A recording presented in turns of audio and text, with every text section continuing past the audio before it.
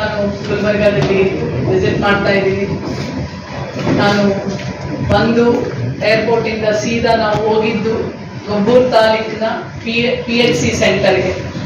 PHC ಸೆಂಟರ್ನಲ್ಲಿ ನಾನೇ ಬರೋದಕ್ಕೆ ಮುಂಚೆ ನನ್ನ TPL ಎಲ್ಲ ಆಲ್ರೆಡಿ ಆರ್ಗನೈಸ್ ಆಗಿತ್ತು. ನಾವೇ ಹೇಳಿದ್ವಿ ಅಲ್ಲೊಂದು ಆರೋಗ್ಯ ಶಿಬಿರನ ಆಯೋಜಿಸಿ, ಸೊ ದಟ್ ಅಲ್ಲಿರೋ ಎಲ್ಲ ನಾವು ಮನೆ ಮನೆಗೆ ಹೋಗಿ ಕೇಳಕ್ಕಾಗಲ್ಲ. ಸೊ ಹಾಗಾಗಿ ಅಲ್ಲಿ ಬರುವಂತ ಹೆಣ್ಣು ಮಕ್ಕಳನ್ನ ನಾವೇ ವಿಚಾರ ಮಾಡಿ ಹೇಗೆ ಆರೋಗ್ಯ ಹೇಗೆ ಗ್ರಾಮ ಮಟ್ಟದಲ್ಲಿ ಹಳ್ಳಿಗಳ ಮಟ್ಟದಲ್ಲಿ ಮನೆ ಮನೆಗೆ ತಲುಪ್ತಾ ಇದೆ ಅನ್ನೋದಕ್ಕೆ ಒಂದು ನೆನ್ನೆ ಆರೋಗ್ಯ ಶಿಬಿರ ಮಾಡಿದ್ರು. PHC ತುಂಬಾ ಚೆನ್ನಾಗಿದೆ, ಅದ್ರಲ್ಲಿ ಎರಡನೇ ಮಾತೇ ಇಲ್ಲ. ತುಂಬಾ ಫೆಸಿಲಿಟಿ ಇದೆ. ಅಲ್ಲಿ ಅಪರ್ಣ ಅನ್ನೋ ಒಂದು ಮೆಡಿಕಲ್ ಆಫೀಸರು ಬಹಳ ಚೆನ್ನಾಗಿ ಕೆಲಸ ಮಾಡ್ತಾಳೆ. ಬಟ್ ಆದ್ರೆ ಅಲ್ಲಿನ ಜನ ಸುಮಾರು ಒಂದು 700-800 ಜನ ಮಹಿಳೆಯರು ಎಲ್ಲ ಅಕ್ಕಪಕ್ಕದ ಹಳ್ಳಿಗಾಡಿನಿಂದ ಕರ್ಕೊಂಡು ಬಂದಿದ್ರು. ತುಂಬಾ ಖುಷಿ ಅವರಿಗೆ. ಏಕೆಂದ್ರೆ ಇಲ್ಲಿವರೆಗೂ ಅವ್ರು ಹೇಳಿದ್ದು ಇಲ್ಲಿವರೆಗೂ ಯಾವುದೇ ತರ ಈ ತರ ಆರೋಗ್ಯ ಶಿಬಿರಗಳು ಮಾಡಿರ್ಲಿಲ್ಲ. ಇವತ್ತು ಮೊದಲಿಗೆ ನಮ್ಮನ್ನ ಕರ್ಕೊಂಡ್ ಬಂದಿದ್ದಾರೆ ಮೇಡಮ್. ನಮ್ಗೆ ತುಂಬಾ ಖುಷಿ ಆಗ್ತಾ ಇದೆ. ಎಷ್ಟೋ ಜನ ಕಣ್ಣು ಕ್ಯಾಟ್ರಾಕ್ಟ್ ಆಗಿರೋರು, ಆಮೇಲೆ ಬ್ರೆಸ್ಟ್ ಮತ್ತೆ ಯೂಟ್ರಸ್ ಗರ್ಭಕೋಶ ಎಲ್ಲವನ್ನ ಸ್ಥಾನವನ್ನ ಅಲ್ಲಿ ನಿಜ ನನಗೆ ಖುಷಿಯಾಗಿರೋದು PHC ಸೆಂಟರ್ ಅಲ್ಲಿ ಕ್ಯಾನ್ಸರ್ ಇನ್ವೆಸ್ಟಿಗೇಷನ್ ಎಕ್ವಿಪ್ಮೆಂಟ್ಸ್ ಇದೆಯಲ್ಲ, ಅದು ನನಗೆ ಖುಷಿ ತಂದಿದ್ದು. ಯಾಕೆ ಅಂದ್ರೆ ಸಿಟಿಗಳಲ್ಲಿ ಬಂದ್ರು ಸಹ ನಮ್ಮ ರಾಜ್ಯದ ಹೆಣ್ಮಕ್ಳು, ನಮ್ಮ ದೇಶದ ಹೆಣ್ಮಕ್ಳು ಯಾರನ್ನು ನಾಚಿಕೆ ಯಾರು ಹೇಳ್ಕೊಳ್ಳಲ್ಲ. ಎದೆ ಭಾಗದಲ್ಲಿ ಗಂಟಿದೆ ಅಂತ ಒಂದು ಹೆಣ್ಮಗಳು ಹೇಳದೇ ಇಲ್ಲ. ಆದ್ರೆ ಇವತ್ತು 35-40 ವರ್ಷಗಳ ನಂತರ ಇರೋ ಪ್ರತಿಯೊಂದು ಹೆಣ್ಮಗಳು ತನ್ನ ಸ್ಥಾನವನ್ನ, ತನ್ನ ಎದೆ ಭಾಗವನ್ನ ಹೋಗಿ ಚೆಕ್ ಮಾಡಿಸ್ಕೋಬೇಕು. PHC ಅಲ್ಲಿ ಇದೆ. ಅದೇ ನನಗೆ ಬಹಳ ಖುಷಿ ಕೊಟ್ಟಿದ್ದು. ಅಲ್ಲಿ ನಿನ್ನೆ ಅಷ್ಟು ಜನ ಹೆಣ್ಮಕ್ಳು ಬಂದಿರೋ ಮಹಿಳೆಯರಿಗೆ, 40 ವರ್ಷದ ಮೇಲ್ಪಟ್ಟವರಿಗೆ ಎಲ್ಲರಿಗೂ ಸ್ಥಾನ ಮತ್ತೆ ಗರ್ಭಕೋಶದ ಪೆಟ್ ಸ್ಕ್ಯಾನಿಂಗು ಮಾಡಿದ್ರು.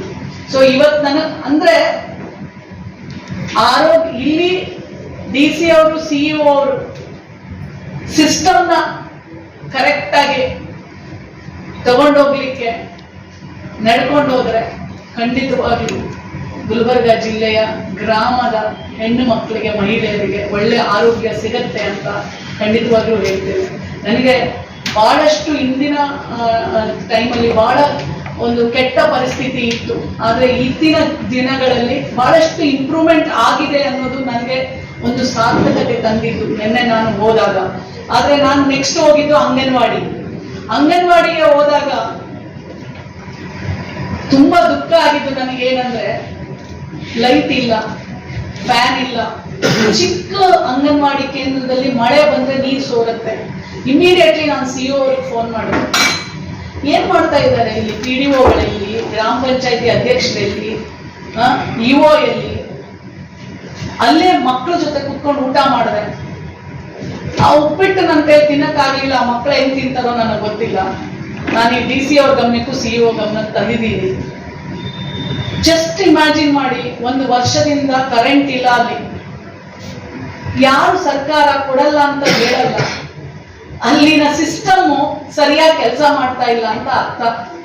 ಒಂದು anganwadi it is the prime importance. ಅಲ್ಲಿ ಗರ್ಭಿಣಿಯರು ಬರ್ತಾರೆ, ಊಟ ಮಾಡ್ತಾರೆ, ಪುಟ್ಟ ಮಕ್ಕಳಿದ್ದಾರೆ. ಸೊ ನನಗೆ DC ಮತ್ತೆ CEO ಅವರು ಹೇಳಿದ್ದಾರೆ, ಮೇಡಮ್ ಇಮಿಡಿಯೇಟ್ಲಿ, ಮೋಸ್ಟ್ಲಿ ನೆನ್ನೆ ಕರೆಂಟ್ ಎಲ್ಲ ಕೊಡಿಸಿದ್ದಾರೆ CEO ಅವರು. ಗಮನಕ್ಕೆ ಬರ್ಲಿಲ್ಲ ಅಂದ್ರೆ ಅವ್ರು ತಾನೇ ಏನ್ ಮಾಡಕ್ ಸಾಧ್ಯ? ಎಲ್ಲಿದ್ದಾರೆ ಅಲ್ಲಿ ಗೆದ್ದಿರೋ ಚುನಾಯಿತ ಅಧ್ಯಕ್ಷರುಗಳು ಎಲ್ಲಿದ್ದಾರೆ? ಇನ್ನೊಂದು ಪೆಥೆಟಿಕ್, ತುಂಬಾ ಬೇಜಾರಾಗಿದ್ದು ನನಗೆ ಏನಂದ್ರೆ, ಗ್ರಾಮ ಪಂಚಾಯಿತಿಯಲ್ಲಿ ಗೆದ್ದಿರೋರೆಲ್ಲ ಹೆಣ್ಮಕ್ಳಲ್ಲಿ, ಎರಡೂ ಕಡೆನೂ, ಬಟ್ ಬಂದಿರೋರೆಲ್ಲ ಗಂಡಸರು. ಇದು ದುರಂತ. ಮತ್ತೆ ಅದಾಗಿ ಮತ್ತೆ ಬಹಳ ಅಲ್ಲಿ, ಆಮೇಲೆ ನಾನು ಅಲ್ಲಿಂದ ಒಂದು ತಾಂಡಾಗ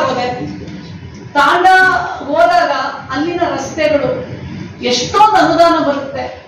ಅನುದಾನ ಯಾಕೆ ತಗೊಂಡಿಲ್ಲ ಅಂದ್ರೆ, ತಗೊಂಡಿದ್ರೆ ಯಾಕೆ ಮಾಡಿಸಿಲ್ಲ?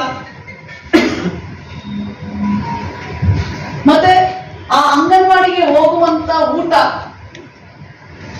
ಪೌಷ್ಟಿಕತೆ ಊಟ ಚೆಕ್ ಮಾಡ್ಬೇಕು. ಕರೆಕ್ಟ್ ಆಗಿ ಕೊಡ್ತಾ ಇದ್ದಾರ? ಅದೇ ಅನ್ನ ಸಾರು ಬೇಯಿಸ್ಬಿಟ್ಟು ಕೊಟ್ಬಿಡ್ತಾರ? ನೆನೆ ನಾನು ಅಲ್ಲೂ ಊಟ ಮಾಡಿದೆ. ಅಂಗನವಾಡಿ ಕೆಲಸ ಮಾಡೋರು ಬಹಳ ತೊಂದರೆಯಲ್ಲಿದ್ದಾರೆ. ಹೆಲ್ಪರೇ ಟೀಚರೇ ಹೆಲ್ಪರು. ಇದನ್ನ ಪ್ಲೀಸ್ ಟೇಕ್ ಕೇರ್ ಮಾಡ್ಬೇಕು. ನಾನು ಎಲ್ಲ ಅವ್ರ ಗಮನಕ್ಕೆ ತಂದಿದ್ದೀನಿ. ನನಗೆ ಇಲ್ಲಿ ಗೊತ್ತಾಗಿದ್ದಿಷ್ಟೇ, ಗಮನಕ್ಕೆ ಬರಲ್ಲ ಅದು ಏನನ್ಸಿ ಎಲ್ಲ ಹೋಗ್ಲಿಕ್ಕೆ ಸಾಧ್ಯ ಇಲ್ಲ. ಅಲ್ಲಿರೋ ಅಧಿಕಾರಿಗಳು ಏನ್ ಮಾಡ್ತಾರೆ, ಸರ್ಕಾರದಿಂದ ಹೋಗಿರುವಂತ ಅಧಿಕಾರಿಗಳ ಕೆಲಸ ಅದು. ಗಮನಕ್ಕೆ ತನ್ನಿ, DC ಗಮನಕ್ಕೆ ತನ್ನಿ, CM ಇಮಿಡಿಯೇಟ್ಲಿ ಮಾಡಿಸ್ತಾರೆ. ಇದು ಯಾಕೆ ಮಾಡ್ತಾ ಇಲ್ಲ? ನೆಕ್ಸ್ಟ್ ನಾವು ಹೋಗಿದ್ದು ಕಾರಾಗೃಹ, ಜೈಲಿನ ಕಾರಾಗೃಹ. ಅಲ್ಲಿ ಖಂಡಿತವಾಗ್ಲೂ ಬಹಳ ಚೆನ್ನಾಗಿ ಕಾರ್ಯನಿರ್ವಹಿಸ್ತಾ ಇದ್ದಾರೆ ಪೊಲೀಸ್ನವರು ಸಹ. ಆ ಮಹಿಳಾ ಕೈದಿಗಳ ಜೊತೆ ಆ ಕೊಠಡಿಗಳನ್ನ ನೋಡಿದ್ವಿ, ಆ ಬಾತ್ರೂಮ್ಗಳನ್ನ ನೋಡಿದ್ವಿ, ಬಹಳ ಚೆನ್ನಾಗಿ ಒಂಥರ ಅವರು ಕೈದಿಗಳಾಗಿರ್ಬೋದು, ಕೆಲವು ಜೀವಾವಧಿ ಶಿಕ್ಷೆಗಳಾಗಿದೆ, ಅವರಿಗೆ ಯಾವ ತರ ಹೊರಗಡೆ ಕಳಿಸ್ತಾ ಇದ್ದಾರೆ. ಒಂದು ತಾಯಿಗೆ ಮಗ ಇದ್ದಾನೆ, ಇಲ್ಲಿ ಮಂಜುಳಾ ಅಂತ ಇದ್ದಾಳೆ, ಬನ್ನಿ ಪ್ಲೀಸ್, ನಿಮ್ ಮುಖ ನೋಡ್ಬೇಕು ನಾವು. ಯಾಕೆಂದ್ರೆ ಈ ತರ ಹೆಣ್ಮಕ್ಳನ್ನ ನಾವು ಗುರುತಿಸ್ಬೇಕು. ಇವರು ಸರ್ಕಾರದವರು ಎಲ್ಲರೂ ಕೆಟ್ಟವರು ಅಲ್ಲ, ಕೆಲವರು ಮಾತ್ರ ಆತರ ನಡ್ಕೊಂಡಾಗ ಇಡೀ ಸಿಸ್ಟಮ್ಗೆ ಕೆಟ್ಟ ಹೆಸರು ಬರುತ್ತೆ. ಇವರು ಸರ್ಕಾರದಲ್ಲಿ ಚೈಲ್ಡ್ ಪ್ರೊಟೆಕ್ಷನ್ ಆಫೀಸರ್ ಆಗಿ ಕೆಲಸ ಮಾಡ್ತಾ ಇದ್ದಾರೆ. ಸೊ ಅಲ್ಲಿ ಜೈಲಿಗೆ ಹೋಗಿದ ತಕ್ಷಣ ಒಂದು 5 ವರ್ಷದ 6 ವರ್ಷದ ಹುಡುಗ, 5 ವರ್ಷದ ಹುಡುಗ ಇದ್ದ. ಆ ತಾಯಿಗೆ ಶಾಲೆ ಕಳಿಸ್ಬೇಕು ಅನ್ನೋದೇ ಇರ್ಲಿಲ್ಲ. Immediately she reacted. ಮೇಡಮ್ ನೀವು ಕಳಿಸಿ, ಆ ಹೆಣ್ಮಗಳಿಗೆ ಹೇಳು, ನಿಮ್ ಮಗನ್ ನೀವು ರಿಲೀಸ್ ಆಗಿದ್ದೀನ, ನಿಮ್ ಮಗನ್ಗೆ ನಾವು ಕಳಿಸ್ಕೊಡ್ತೀವಿ ಅಂತ. ಇವತ್ತು ನಾನು ಸ್ಟೇಷನ್ಗೆ ಹೋಗಿದ್ದೆ, ಮಹಿಳಾ ಪೊಲೀಸ್ ಸ್ಟೇಷನ್. ನಾವು ಸರ್ಪ್ರೈಸ್ ವಿಸಿಟ್, ಅಲ್ಲೊಂದು ಹೆಣ್ಮಕ್ಳು ಕಂಪ್ಲೇಂಟ್ ಕೊಡ್ತಾ ಇದ್ರು. ಅಲ್ಲಿ ನಮ್ಮ ಹೋಗ್ಬಿಟ್ರೇನೋ ಪೊಲೀಸ್ ಇನ್ಸ್ಪೆಕ್ಟರ್, ಅವ್ರು ACP ಇದ್ರು ಅನ್ಸುತ್ತೆ, ACP ಚಂದ್ರಶೇಖರ್ ಇದ್ರು. ನಾವು ಸರ್ಪ್ರೈಸ್ ವಿಸಿಟ್ ಮಾಡಿದ್ವಿ. ಬಟ್ ಎಷ್ಟು ಚೆನ್ನಾಗಿ ಒಂದ್ ಹೆಣ್ಮಗಳನ್ನ ಅಂದ್ರೆ ಆ ಒಂದು ತಾಯಿ, ಅಲ್ಲೂ ಒಂದು ಹುಡುಗನ್ ಕರ್ಕೊಂಡ್ ಬಂದಿದ್ದು, ಆ 9ನೇ ಕ್ಲಾಸ್ ಹುಡುಗ. ಅವ್ರ ಅಪ್ಪ ಬಂದ್ಬಿಟ್ಟು ಗ್ಯಾರೇಜ್ ಪಾಪ ಫೀಸ್ ಕಟ್ಟಿದ್ದಾಳೆ, ಗಂಡ ಹೊಡೆಯೋದು, ಏನ್ ಸುತ್ತಿಗೆ ಏನಿರುತ್ತೆ ತಗೊಂಡು ಹೊಡೆಯೋದು. Immediately the way they responded. ಅಲ್ಲೂ ಅಷ್ಟೇ ಈ ಹೆಣ್ಮಗಳು ಇಮಿಡಿಯೇಟ್ಲಿ ಯಾರೋ TC ಕೊಡ್ತಿರ್ಲಿಲ್ಲ, ಫೋನ್ ಮಾಡಿ. ಮನಸ್ಬೇಕು ನಿಮಗೆ, ಬೇರೆ ಏನು ಬೇಡ. ಸರ್ಕಾರಿ ಹುದ್ದೆಯಲ್ಲಿ ಕೆಲಸ ಮಾಡುವಂತವರಿಗೆ ಮನಸ್ಬೇಕು. ಇದು ಒಂದು ಇದ್ರೆ ಯಾರು ಹೇಳೋ ಅವಶ್ಯಕತೆ ಇಲ್ಲ. ನಾನು ಅಂಗನವಾಡಿಗೆ ಹೋಗ್ಬೇಕಾಗಿಲ್ಲ, CEO ಅವರು ಕರೆದ್ಬಿಟ್ಟು ಯಾಕೆ ನೀನ್ ಕೆಲಸ ಮಾಡಿಲ್ಲ ಅಂತ ಹೇಳ್ಬಿಟ್ಟಿಲ್ಲ, DC ಅವರು ವಾರ್ನ್ ಮಾಡ್ಬೇಕಾಗಿಲ್ಲ.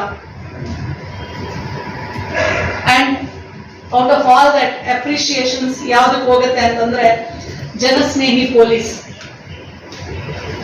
ಅವೇರ್ನೆಸ್ ಇನ್ನೂ ಕ್ರಿಯೇಟ್ ಮಾಡಬೇಕು. ಯಾಕಂದ್ರೆ ನಾನಲ್ಲಿ PFC ಹೋದಾಗ ಸುಮಾರು 9, 10 ಫಸ್ಟ್ PUC 2ನೇ PUC ಓದೋ ಹೆಣ್ಮಕ್ಳು ಒಂದು 300-400 ಜನ ಮಕ್ಕಳಿದ್ರು, ಹೆಣ್ಮಕ್ಳಿದ್ರು. ಮತ್ತೆ ಒಂದು 300-400 ಜನ ಮಹಿಳೆಯರು ಇದ್ರು. ಎಲ್ಲಿ ಕೊರತೆ, ಅವೇರ್ನೆಸ್ ಕೊರತೆ ಇದೆ. ನೀವು ಅವ್ರಿಗೆ ಹೇಳ್ಕೊಡಿ, ಅವ್ರು ತಗೊಳ್ತಾರೆ.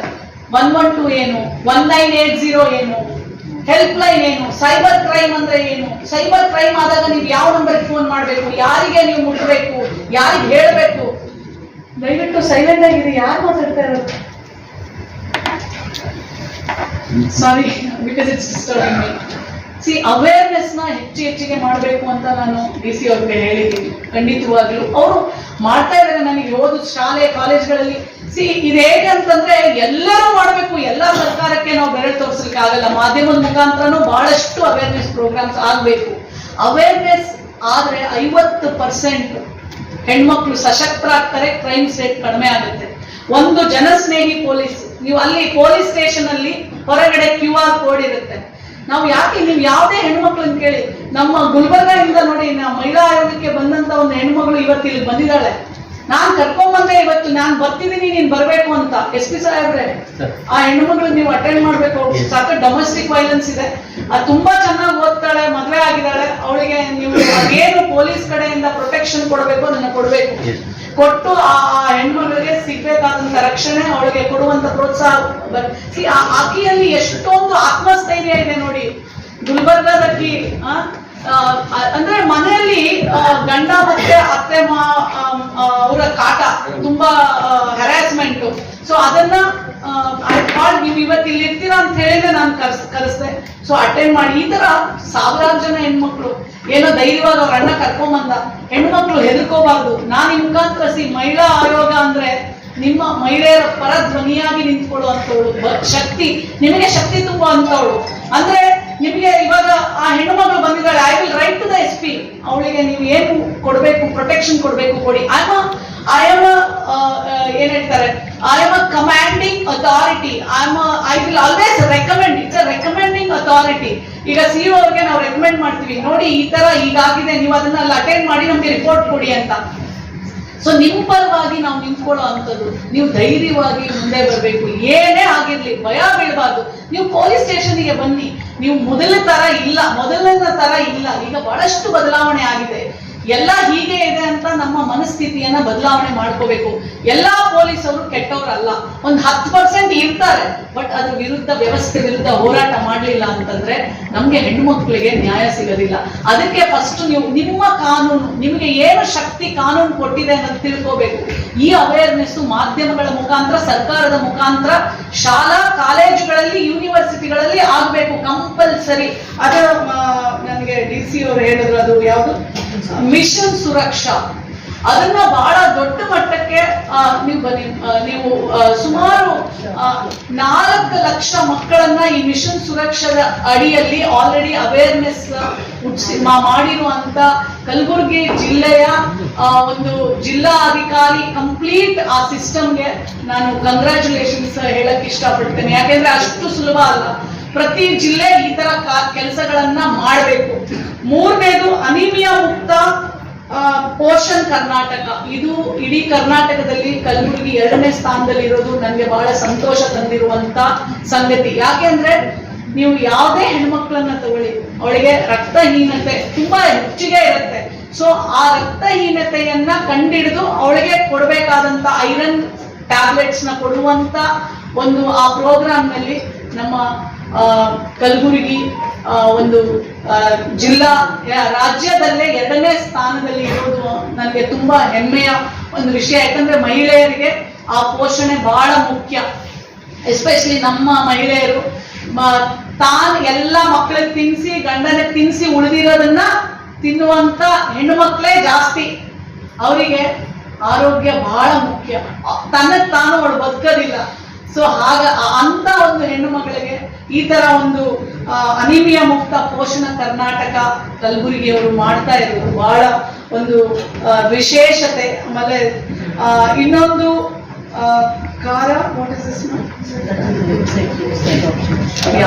ಮತ್ತೆ ಈ ಮಕ್ಕಳು ಎಲ್ಲೋ ಬಿಟ್ಟು ಹೊರಟೋಗಿರ್ತಾರೆ. ಆ ಮಕ್ಕಳನ್ನ ಅಡಾಪ್ಟ್ ಮಾಡಿಸ್ಕೊಂಡು ಆ ಮಕ್ಕಳನ್ನ ಒಳ್ಳೆ ಜಾಗಕ್ಕೆ ಸೇರಿಸುವಂತ ಒಂದು ಕೆಲಸವನ್ನು ಸಹ ಕಲಬುರಗಿಯ ಜಿಲ್ಲಾ ಅಧಿಕಾರಿ ಕಚೇರಿಯಿಂದ ಎಲ್ಲಾ ಅಧಿಕಾರಿಗಳು, ಆ ಕನ್ಸರ್ನ್ ಅಧಿಕಾರಿಗಳು ಮಾಡ್ತಾ ಇರೋದು ನನಗೆ ಒಂದು ಖುಷಿ ಕೊಟ್ಟಂತದ್ದು. ಮತ್ತೆ ಕಲಬುರಗಿ ಕನೆಕ್ಟ್, ಇದನ್ನ ನೀವು ಎಲ್ಲಾ ಮಾಧ್ಯಮದವರು ಜನರಿಗೆ ತಲುಪಿಸ್ಬೇಕು. ಕಲಬುರಗಿ ಕನೆಕ್ಟ್ ಅಂದ್ರೆ ಅದು ಒಂದು ಆಪ್ ಇದೆ. ಎಲ್ಲಂದ್ರೆ ಅಲ್ಲಿ ಆಪ್ ಇದೆ ಅಂತ QR ಕೋಡ್. ಆ QR ಕೋಡ್ ನ ಸ್ಕ್ಯಾನ್ ಮಾಡಿದ ತಕ್ಷಣ OTP ಕೇಳುತ್ತೆ. ಆ OTP ಆನ್ಸರ್ ಮಾಡಿದ ತಕ್ಷಣ ನಿಮ್ಗೆ ನಿಮ್ ಮನೆ ಮುಂದೆ ಕಲಬುರಗಿಯಲ್ಲಿ ನಿಮ್ ಮನೆ ಮುಂದೆ ಒಂದು ಚರಂಡಿ ಇದೆ, ಆ ಚರಂಡಿ ಬಂದು ಕ್ಲೀನ್ ಮಾಡಿಲ್ಲ. ಆ QR ಕೋಡ್ ನೀವು ಬಂದು ಇವ್ರ ಅಧಿಕಾರಿಗಳನ್ನ ಮೀಟ್ ಮಾಡಿ ಅನ್ಸ್ಬೋದು ಅಧಿಕಾರಿಗಳು ರೆಸ್ಪಾಂಡ್ ಮಾಡ್ತಾರೋ ಇಲ್ವೋ ಅಂತ. ಇಮಿಡಿಯೇಟ್ಲಿ ನೀವು ಆ QR ಕೋಡ್ ನ ಸ್ಕ್ಯಾನ್ ಮಾಡಿ ನಮ್ಗೆ ಈ ತರ ಗ್ರೀವಿಯನ್ಸ್ ಇದೆ ಅಂತ ನೀವು ಸಂದೇಶ ಕಳಿಸಿದ್ದಲ್ಲಿ ಜಿಲ್ಲಾ ಅಧಿಕಾರಿ ಕಚೇರಿಯಿಂದ ನಿಮ್ಮ ಆ ಒಂದು ಸಮಸ್ಯೆಗೆ ಪರಿಹಾರವನ್ನ ಕೊಡುವಂತ ಕೆಲಸ ಮಾಡುತ್ತೆ.